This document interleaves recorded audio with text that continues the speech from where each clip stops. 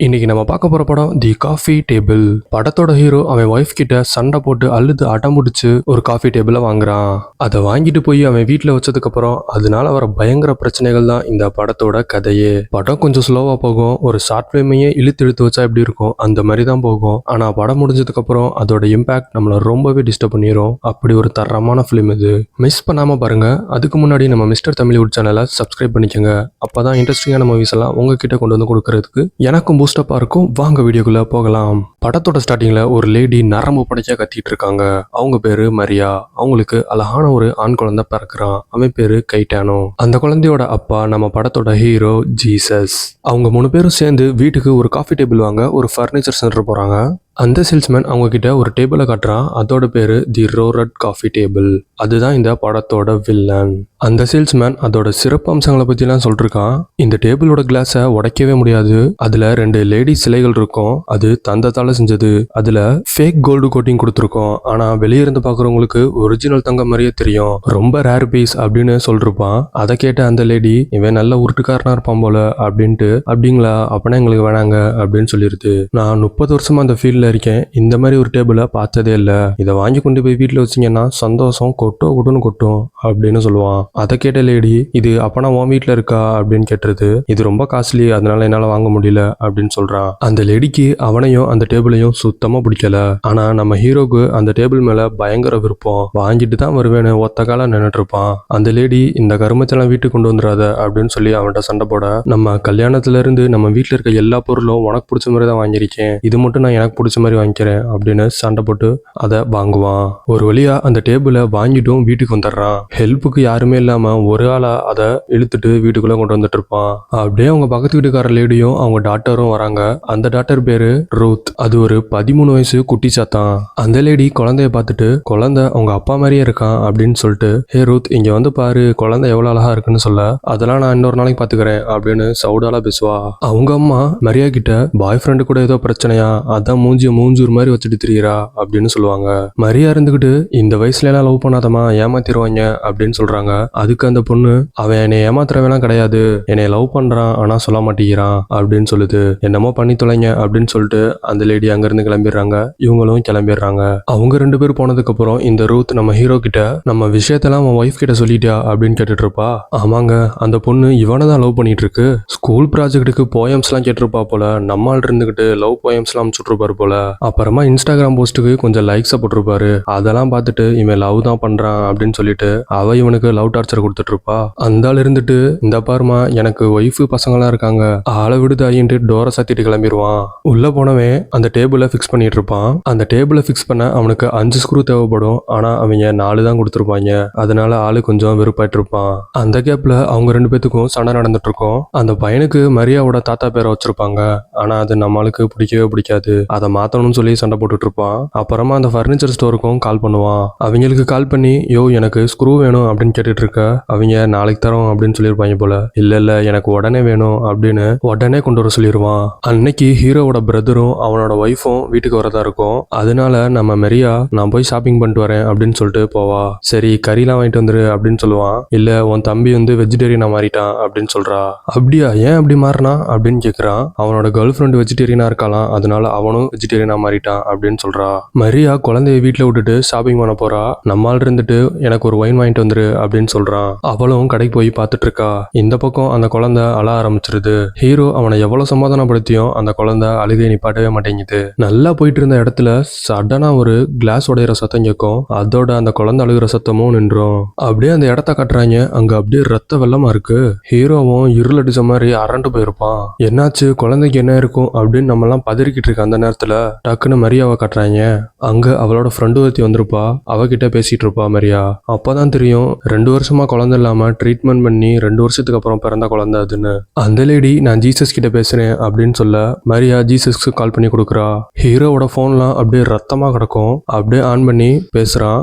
ஆனா அவனால பேசவே முடியாது. அப்படியே போனையும் கட் பண்ணிடுறான். அப்படியே அந்த இடத்த காட்டுறாங்க. ஒரு சேருக்கு அடியில குழந்தையோட தலை மட்டும் தனியா கிடக்கும். இந்த லூசு ஹீரோ ஃபிக்ஸ் பண்ணாத அந்த டேபிள் மேல கொண்டு போய் குழந்தைய வச்சிருப்பான் போல. அந்த டேபிளோட மிரரும் உடஞ்சு குழந்தையோட கழுத்தை தனியா அறுத்துருது. ஒரு ஆக்சிடென்டலா அந்த சம்பவம் நடந்துரும். ஹீரோக்கு என்ன பண்றதுன்னு தெரியாம அந்த குழந்தையோட பாடியையும் அங்க இருந்த ஒரு டெடிபியர் பொம்மையும் எடுத்து கொண்டு போய் அந்த குழந்தையோட ஸ்லீப்பிங் ரூம்ல வச்சிடறான். சரி, மெரியா வரதுக்குள்ள இந்த இடத்தெல்லாம் கிளீன் பண்ணிடலாம் அப்படின்னு சொல்லிட்டு போய் கிளீன் பண்றதுக்கான பொருட்களை எல்லாம் பாக்குறான். ஆனா எதுவுமே இருக்காது. வேற வழி இல்லாம ரூத் வீட்டுக்கு போறான். அங்க போனா அவன் மிரட்டிட்டு இருக்கா அவனை. நம்ம விஷயத்தை எப்ப உன் ஒய்ஃப்ட சொல்ல போற அப்படின்னு கேட்டுட்டு இருக்கா. அவனும் வேற வழி இல்லாம சரி நான் மதியம் சொல்றேன் அப்படின்னு சொல்றான். இவ இருந்துகிட்டு நீ மதியம் சொல்லலைன்னா நான் வந்து சொல்லிடுவேன் அப்படின்னு மேற்கொண்டு மிரட்டிட்டு இருப்பா. உடனே அவளோட அம்மா வந்துடுறாங்க. அந்த லேடி அவனை பார்த்துட்டு என்ன மூஞ்சி சட்டையெல்லாம் ரத்தமா கிடக்கு அப்படின்னு கேட்க, இல்ல ரூம்ல பெயிண்ட் அடிச்சுட்டு இருக்கேன் அதான் பட்டுருச்சு அப்படின்னு சொல்லி சமாளிக்கிறான். அப்படியா சரி அப்படின்ட்டு அந்த லேடியும் டிட்டர்ஜென்ட், ப்ளீச், ஸ்டெயின் ரிமூவர்ஸ்லாம் அவங்களுக்கு எடுத்து கொடுத்துட்டு இருக்காங்க. வாங்கிட்டு ஹீரோ நான் அப்புறமா கொண்டு வந்து கொடுத்துட்றேன் அப்படின்னு சொல்றான். அந்த ரூத் இருந்துட்டு நான் மதியம் வந்து வாங்கிக்கிறேன் திகார் திகார் அப்படின்னு சொல்லி மிரட்டி விட்டுட்டு இருப்பா. ஹீரோவும் கீழே இறங்கி வரான். கரெக்டா அந்த சேல்ஸ்மேனும் அந்த ஸ்க்ரூவை கொண்டுட்டு வந்துருவான். வந்தவன் அவர்கிட்ட சார் இங்க பாருங்க, எங்களுக்கு கஸ்டமரோட சாட்டிஸ்பாக்சன் தான் முக்கியம், அதனால எங்க ஸ்டோர்ல வச்சிருந்த இன்னொரு டேபிள்ல இருந்து ஸ்க்ரூ எடுத்துட்டு வந்திருக்கேன் அப்படின்னு சொல்லி வியாபாரத்தையா காட்டிக்கிட்டு இருப்பான். சரி இதோட போய் தொலைஞ்சிருவான்னு பார்த்தா உள்ள இருந்து ஒரு சீட் எடுப்பான். இதை ஃபில் பண்ணி கொடு, எங்க கம்பெனில பொருள் வாங்குற கஸ்டமர்ஸ் கிட்ட எல்லாம் பேர் எழுதி வாங்கிட்டு குலுக்கு சீட்டு போடுவோம், அதுல யார் பேர் விழுகுதோ அவங்களுக்கு பெரிய ஃபேன் தரலான் இருக்கும், அது மேட் இன் ஜப்பான் அப்படின்னு சொல்லிருப்பான். அப்படியே அவன் பேரு ஃபோன் நம்பர் எல்லாம் அவன் மேலேயே வச்சு அந்த ஸ்லிப்பை ஃபில் பண்ணிட்டு இருப்பான். சரி இதோட போய் தொலைவானான்னு பார்த்தா நீ ரொம்ப நல்லவனா இருக்க, நம்ம டின்னர் போவோமா, 2 பேரும் ஃப்ரெண்ட்ஸா இருப்போமான்னு கேட்டுட்டு இருப்பான். தல்றா மத அப்படின்ட்டு கதவை சாத்திட்டு அவன் உள்ள போயிருவான். உள்ள போனவன் எல்லாத்தையும் அப்ளை பண்ணிட்டு அந்த ரத்த கரையெல்லாம் தொடச்சிட்டு இருப்பான். நல்லா தேய்தையும் தேய்ச்சி பார்ப்பான். ஆனா அந்த ரத்த கரை போகவே போகாது. அந்த நேரத்துல மரியாவும் இன்னும் 30 மினிட்ஸ்ல வீட்டுக்கு வந்துருவேன்ட்டு மெசேஜ் போட்டுருவா. நம்மால என்ன பண்றது எது பண்றதுன்னு தெரியாம அழுதுட்டே போய் ஒரு குளியல போட்டுட்டு அடிப்பட்ட கைக்கு கட்டும் போட்டுட்டு இருப்பான். ஏன்டா இந்த டேபிள் வாங்கணும் அப்படின்ட்டு அழுதுட்டு இருப்பான். அந்த நேரத்துல மரியாவும் வந்துருவா. அவ காலிங் பெல் அடிச்சுட்டே இருப்பா. ஆனா ஆளு திறக்கவே மாட்டான். அவகிட்ட இதை எப்படி சொல்றது அப்படின்னு சொல்லிட்டு தகச்சு போய் நின்னுட்டு இருப்பான். டோரை ஓபன் பண்ணாம அப்படியே பால்கனிக்கு போயிருவான். அபார்ட்மெண்ட் மாடியில குடியிருப்பாங்கல்ல, சரி அங்க இருந்து குதிச்சு முடிச்சுக்கலாம் அப்படின்னு நினைச்சிட்டு இருப்பான். அப்புறமா சாகுறதுக்கும் தைரியம் இல்லாம திரும்ப வந்து டோரையும் ஓபன் பண்ணிடுறான். கதவை திறக்காம இவ்வளவு நேரம் உள்ள என்ன பண்ணிட்டு இருக்க, கால் பண்ணாலும் கட் பண்ணி விடுற அப்படின்னு சொல்லி சண்டைக்கு நின்றுட்டு இருப்பா. அவ இருந்துகிட்டு இல்ல குழந்தை இவ்வளவு நேரம் ரொம்ப அழுதுட்டே இருந்துச்சு, கஷ்டப்பட்டு தூங்க வச்சிருக்கேன் அப்படின்னு சொல்லிட்டு இருப்பான். அவ்வளவுதானா, நான் கூட என்னமோ ஏதோ நினைச்சு பயந்துட்டேன் அப்படின்னு மெரியா சொல்ல, நீ பயப்படுற மாதிரியும் ஒரு சம்பவம் நடந்துருச்சு அப்படின்னு சொல்லுவான். என்னாச்சு, என்ன பண்ணி வச்சிருக்க அப்படின்னு சொல்லி அவ பதட்டமாக, இல்ல அந்த டேபிளோட கண்ணாடி உடஞ்சிருச்சு அப்படின்னு சொல்லுவான். அதை கேட்ட அவ, எது அந்த அன்ப்ரோக்கபிள் கிளாஸா, நான் தான் அப்பயே சொன்னனே வாங்காதன்ட்டு, என் பேச்ச மீறி வாங்கினில, உனக்கு ஆகணும்டா அப்படின்ட்டு, இதெல்லாம் கருமா அப்படின்னு சொல்லி சிரிச்சிட்டு இருப்பா. சிரிச்சுட்டே உள்ள வந்தவ கீழே கிடக்கிற பிளட் எல்லாம் பார்த்துட்டு என்னடா அது அப்படின்ட்டு அதிர்ச்சி ஆகுறா.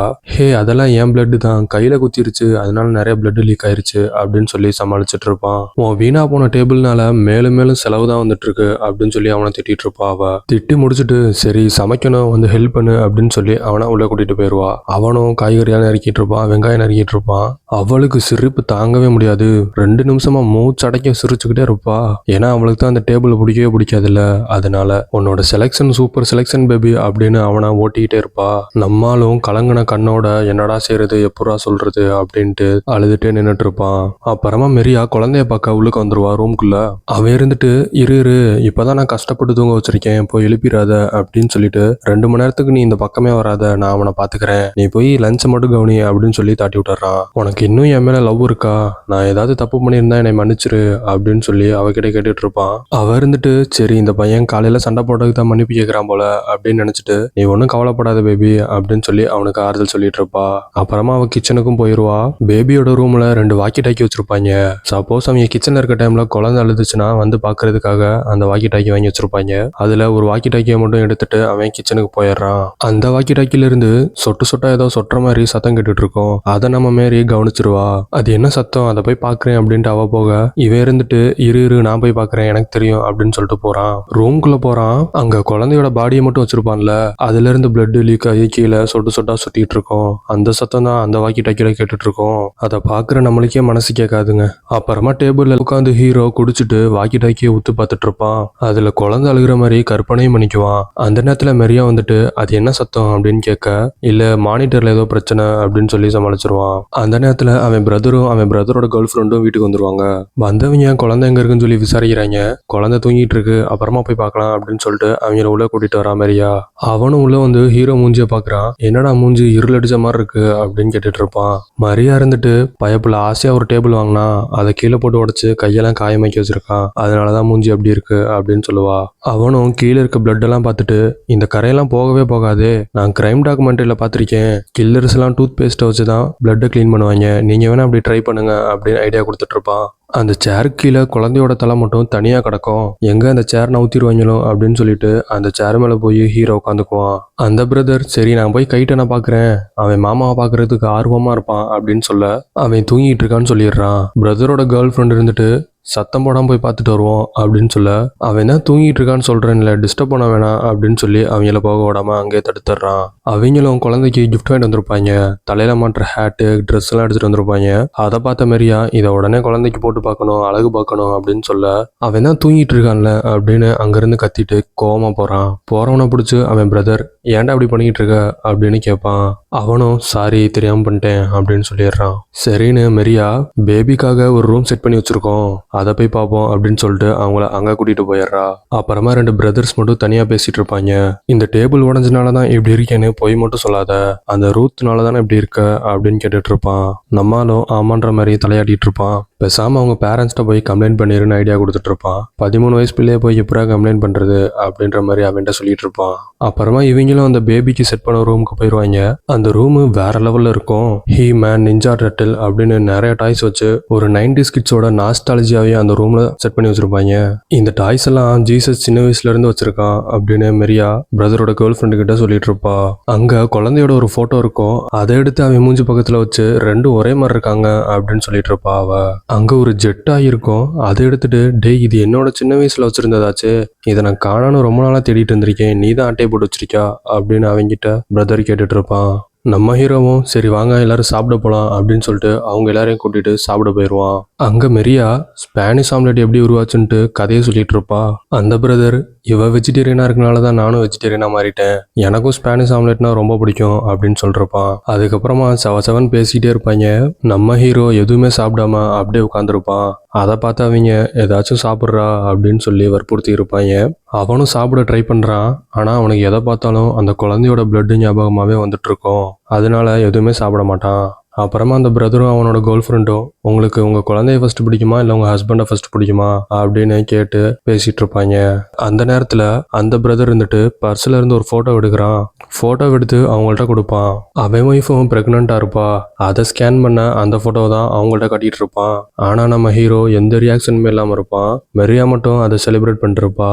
அதை பார்த்து அவன் ஏண்டா நான் அப்பாவாக போறேன்னு சொல்றேன், எந்த ரியாக்ஷனுமே கொடுக்காம உட்காந்துருக்க அப்படின்னு கேட்க கோவமா இருந்த அவன் 18 வயசு பொண்ணு பிரெக்னண்டா இருக்கா, அதுக்கு நான் என்ன சொல்லணும்னு ஆசைப்படுற அப்படின்னு சொல்லிட்டு அவன் அசிங்கப்படுத்திட்டு அங்கிருந்து கிளம்பிடுறான். இவங்க ரெண்டு பேரும் என்னடா அவன் இப்படி பேசிட்டானே அப்படின்னு சொல்லிட்டு ரொம்பவே அப்செட்டா இருப்பாங்க. மெரியா அவகிட்ட அவன் அப்படி பேசுனதுக்கு சாரி அப்படின்னு சொல்லிட்டு இருப்பா. அவன் பிரதர் இதுக்கு முன்னாடி இந்த மாதிரி கிறுக்குத்தனமா ஏதாவது பண்ணியிருக்கானா அப்படின்னு கேட்பான்.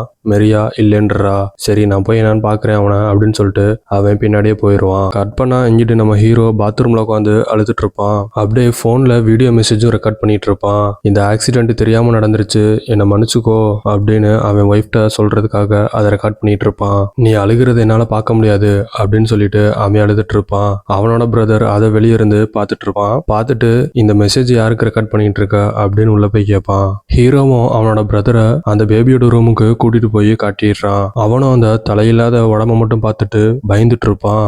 ஹீரோ ஒரு மூலையில உட்காந்து எழுதிட்டு இருப்பான். எப்படி ஆச்சு அப்படின்னு அவன் பிரதர் கேட்க நடந்த கதையெல்லாம் சொல்லிட்டு இருப்பான் அவன்கிட்ட. அந்த நேரத்துல மெரியா வந்து கதவை தட்டுவா. உள்ள என்ன பண்றீங்க அப்படின்னு கேட்பா. நாங்க சும்மா பிரதர்ஸ்குள்ள பேசிட்டு இருக்கோம் அப்படின்னு சொல்லுவான். சரி குழந்தை என்ன தூங்கிட்டு தான் இருக்கா அப்படின்னு கேட்பா. ஆமா தூங்கிட்டு தான் இருக்கான் அப்படின்னு சொல்லுவான் அவனும். சரி அவனுக்கு 10 நிமிஷம் கழிச்சு பால் கொடுக்கணும், 10 நிமிஷம் கழிச்சு அவனை வெளியே கூட்டிட்டு வந்துருங்க அப்படின்னு சொல்லுவா. அவனும் சரின்னு சொல்லிட்டு அவங்கள அங்கிருந்து தட்டி விட்டுருவான். சொல்லிட்டு வந்து ரெண்டு பேரும் என்ன பண்ணலாம் அப்படின்னு யோசிச்சுட்டு இருப்பாங்க. என்ன டிராமா பண்ணாலும் எதுவும் நடக்க போறது இல்ல, அதனால மெரியா கிட்ட உண்மையை சொல்லிடலாம் அப்படின்னு பிரதர் சொல்றான். நீயும் தேவையில்லாத எந்த வேலையும் பண்ணிடாத, மெரியாக்கு நீ தேவை அப்படின்னு சொல்லுவான். கட் பண்ணா அந்த ரோத்து குட்டி சாத்தான் மதியானம் வீட்டுக்கு வரேன்னு சொல்லியிருக்கோம்ல, அதே மாதிரியே வீட்டுக்கும் வந்துருவா. ஜீசஸ் எங்க இருக்கான், அவன்கிட்ட நான் பேசணும் அப்படின்னு மெரியா கிட்ட கேட்பா. எதுவாக இருந்தாலும் நாளைக்கு பேசிக்க, எங்க வீட்டுக்கு கெஸ்ட் வந்திருக்காங்க அப்படின்னு சொல்லிட்டு அவளை துரத்துவா. இவ எங்களை பத்தின முக்கியமான விஷயத்த அவங்கள்ட்ட சொல்லியே ஆகணும், உங்க ஹஸ்பண்ட் என்ன கிஸ் பண்ணிட்டான் அப்படின்னு அவனை பத்தி போட்டு கொடுக்குறா. ஆனா நம்மாலு அப்படி பண்ணியிருக்க மாட்டான். இவ தான் அவனை கிஸ் பண்ண ட்ரை பண்ணியிருப்பா. ஆனா அவன் தட்டி விட்டுருவான். இவங்க 2 பேரும் ரூம்ல இருந்து வெளியே வருவாங்க. அவங்க 2 பேரும் ரூமுக்கு உள்ள வருவாங்க. இவன் என்னடா சொல்றா, ஏதோ நீ இவளை கிஸ் பண்ணியாமல அப்படின்னு கேட்டுட்டு இருப்பா. நம்மாலு அழுத மேனிக்க அப்படியே ஸ்டன் ஆகி நின்னுட்டு இருப்பான். இதை விட ஒரு மோசமான நாள் உனக்கு அமையாதுல அப்படின்னு மெரியா சொல்லிருப்பா. இந்த ரூத் கையில ஒரு டாக் வச்சிருப்பா. அதை கீழே இறக்கி விட்டுட்டு இருப்பா. மெரியா ஜீசஸ் கிட்ட என்ன ஆச்சு, ஏன் நீ இப்படி அரண்டு போய் நின்னுட்டு இருக்க அப்படின்னு கேட்டுட்டு இருப்பா. அந்த டைம்ல கீழே இறக்கி விட்ட டாக் அந்த பிளட்டை மோப்பம் பிடிச்சிட்டு சேர் கீழே இருக்க அந்த தலையையும் பார்த்து குலைச்சிட்டு இருக்கும். குலைச்சதும் இல்லாம உள்ள இருக்க தலையையும் எடுக்க ட்ரை பண்ணிட்டு இருக்கோம். பாதி தலை வெளியே வந்துட்டு இருக்கோம். சைட்ல இருந்த ரூத் அதை பார்த்து அரண்டுட்டு இருப்பா. இந்த பிரதர் இருந்துட்டு வேகமா போய் அதை எடுத்து கையில மறைச்சு வச்சுட்டு இருப்பான். மெரியா அதை பார்த்துட்டு இங்க என்ன நடந்துட்டு இருக்கு அப்படின்னு கத்திட்டு இருப்பா. நம்ம ஹீரோ இருந்துட்டு அழுதுட்டு அங்க நின்னுட்டு இருப்பான். அந்த பிரதர் கிட்ட என்னத்த மறைச்சிட்டு இருக்க காட்டு அப்படின்னு சொல்லி அவங்ககிட்ட கேட்டுக்கிட்டு இருப்பா. அந்த பிரதர் இருந்துட்டு நீங்க தயவு செஞ்சு வெளியே போங்க, இதெல்லாம் பார்க்க கூடாது நீங்க அப்படின்னு சொல்லிட்டு இருப்பான். மெரியா அதை கேட்காம தயவு செஞ்சு காட்டிரு அப்படின்னு அழுதுட்டு இருப்பா. இவனும் வேற வழி இல்லாம அந்த தலைய காட்டிடுவான். அதை பார்த்த பிரதரோட கேர்ள் ஃப்ரெண்டு வாந்தி எடுக்க ஆரம்பிச்சிருவா. மெரியா அதை பார்த்துட்டு பயங்கரமா அழுதுட்டு பால்கனி கிட்ட போயிருவா. இவங்களை காட்டிட்டு திரும்ப அந்த பால்கனியை காட்டுவாங்க. ஆனா அங்க மெரியா இருக்க மாட்டா. அங்க இருந்து குதிச்சு செத்துருப்பா. கட் பண்ணா போலீஸ் எல்லாம் வந்துடுறாங்க. கீழெல்லாம் அப்படியே கூட்டமாயிருவாங்க. எல்லாத்தையும் செக் பண்ணிட்டு அந்த சீனியர் ஆஃபீஸர் கிட்ட லேடி ஆஃபீஸர் ரிப்போர்ட் பண்ணிட்டு இருக்கோம். ஹஸ்பண்ட் அண்ட் ஒய்ஃப் மாடியில இருந்து கீழே குதிச்சு செத்துருக்காங்க. புதுசா பிறந்த குழந்தையோட உடம்பு மட்டும் உள்ள இருக்கு. அதோட தலை அவங்க அம்மாவோட கையில இருக்கு. என்ன நடந்துச்சுன்னு தெரியல, விசாரிச்சுட்டு இருக்கோம். சம்பவத்தை நேரில் பார்த்தது 3 பேர் தான். அதுல ஒரு பொண்ணு 13 வயசு பொண்ணு. அவளுக்கு ஆங்ஸைட்டி அட்டாக் வந்துருச்சு. இன்னொருத்தி பிரெக்னன்ட் லேடி, அவ ஷாக்கிங்ல இருக்கா. அதனால ஹாஸ்பிட்டல்ல ட்ரீட்மெண்ட் கொடுத்துட்டு இருக்கோம். இருக்க ஒரே விட்னஸ் அந்த இறந்து போனவனோட பிரதர் மட்டும்தான். ஆனா அவனும் எது கேட்டாலும் சொன்னதே திரும்ப சொல்லிட்டு இருக்கான் அப்படின்னு சொல்லுவான் அந்த லேடி போலீஸ். அப்படி என்னதான் சொல்றான் அவன் அப்படின்னு அவரை கேட்பாரு. த காஃபி டேபிள்னு சொல்லிட்டு இருக்கான் அப்படின்னு சொல்றாங்க.